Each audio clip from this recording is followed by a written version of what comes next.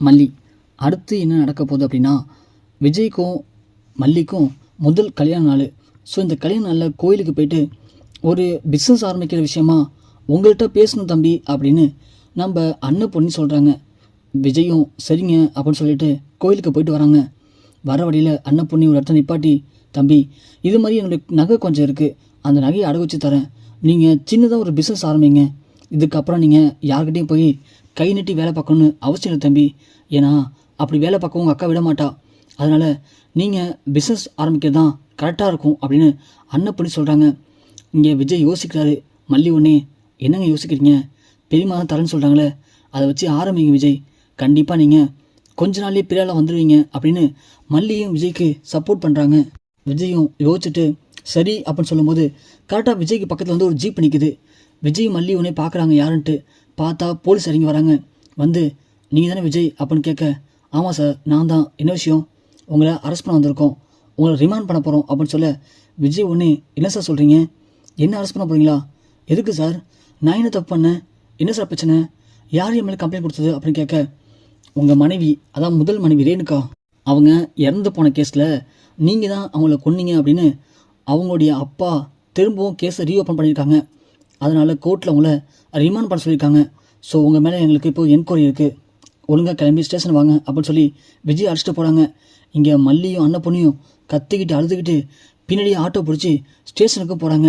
போகிறதுக்குள்ளே போலீஸ் அழைச்சிட்டு போய் நம்ம விஜயை ஸ்டேஷனில் ஜெயிலில் அடைச்சிட்றாங்க.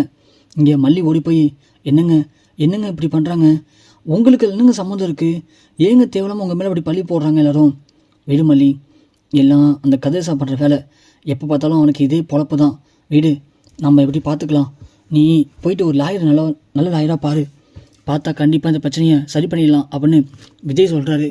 சொல்லும்போது கரெக்டாக கதிரேசன் வராங்க.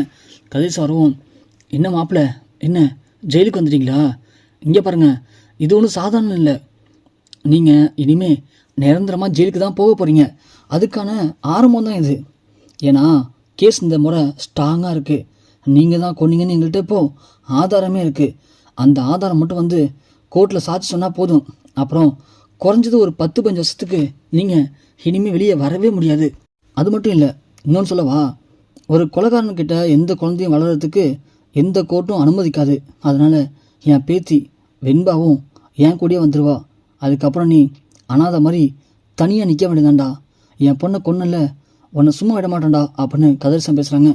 மல்லி ஒன்று, போதும் நிப்பாட்டுங்க, விஜய் எப்படியாப்பட்டவனு உங்களுக்கு இன்னுமா புரியல, விஜய் யாருக்கும் எந்த ஒரு தீங்கும் நினைக்க மாட்டார், அப்படி இருக்கும்போது அவர் தான் கொன்னார்னு எப்படி மனசாட்சியெல்லாம் பேசுகிறீங்க, ஏன் உங்களுக்கு இந்த கெட்ட புத்தி, இந்த கெட்ட எண்ணம், அப்படி யார் விஜய்க்கு எதிராக சாட்சி சொல்ல போகிறா அப்படின்னு கேட்டதும் கதிரேசன் ஒன்னே, இப்போ கேட்ட பார்த்தியா, இதுதான் சரியான கேள்வி, விஜய்க்கு எதிராக யார் சாட்சி சொல்ல போகிறாவா, விஜய் என் பொண்ணை கொல்லும்போது அதை 2 கண்ணாலையும் பார்த்தாலே அந்த ராஜேஸ்வரி அவள் தான் சாட்சி சொல்ல போகிறா அப்படின்னு சொல்லவும், ராஜி அப்போ தான் வராங்க.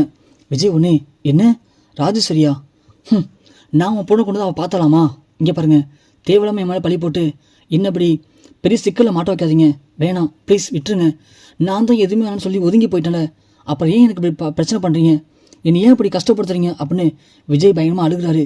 ராஜு வந்து, டே போதுண்டா, நான் தான் சொல்லிட்டேன்ல, உன்னை ஒட்டு மொத்தமாக ஒழிச்சு கட்டாமல் இந்த ராஜேஸ்வரி அடங்க மாட்டான்னு சொல்லிட்டு, அதோட முதல் படிதாண்டா இது, இந்த முறை நான் சொல்ல சாட்சியில் நீ நிரந்தரமாக ஜெயிலுக்கு போக போகிற, வெண்பா ஒன்றை விட்டு கதிரேசன் வர போகிறாரு, ஒரே கல்ல 2 மாங்காய், இந்த முறை இந்த ராஜு அடிக்கிற அடியில் இதுக்கப்புறம் நீ ஜென்மத்துக்கும் ஏஞ்சிருக்கவே முடியாதா விஜய் அப்படின்னு ராஜி ரொம்ப திமிரா விஜய் முடின்னு பேசுகிறாங்க.